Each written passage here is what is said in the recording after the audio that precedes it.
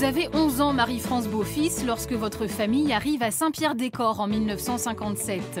Vous grandissez dans un milieu modeste et 10 ans plus tard, en 1967, vous devenez institutrice. Cette même année, vous adhérez au Parti communiste. Vous êtes à l'époque l'une des rares femmes engagées en politique. Mais peu importe, après être entrée au conseil municipal de Saint-Pierre-des-Corps, vous êtes élue conseillère générale d'Indre-et-Loire en 1982. Mademoiselle Beaufils, qui est la nouvelle conseillère générale communiste de Saint-Pierre-des-Corps, vous étiez seule en lice. 1982, une année où les communistes sont plutôt copains avec les socialistes et le nouveau président, François Mitterrand.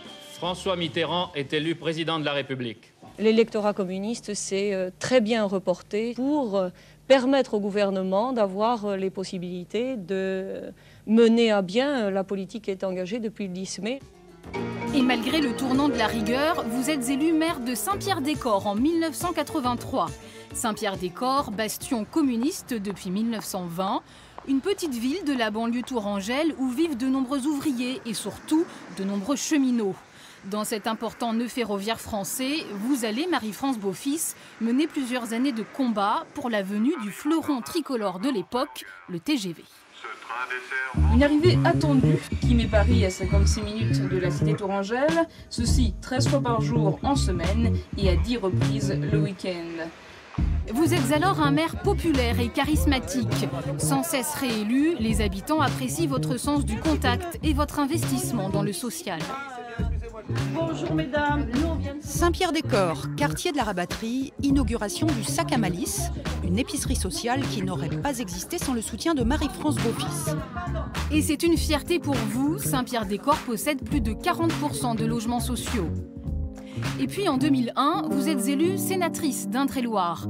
C'est la reconnaissance de votre expérience du terrain.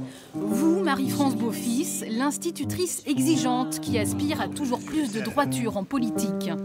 Je crois qu'il n'y a rien de pire que des gens qui font des promesses, mais qui ensuite, dans leur façon d'être concrètement dans la vie quotidienne, font tout autre chose.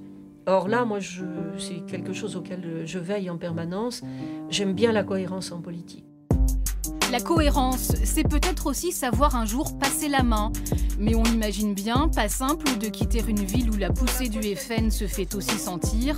Un avenir incertain pour vous, Marie-France Beaufils, qui rêvait sans doute toujours en des lendemains qui chantent.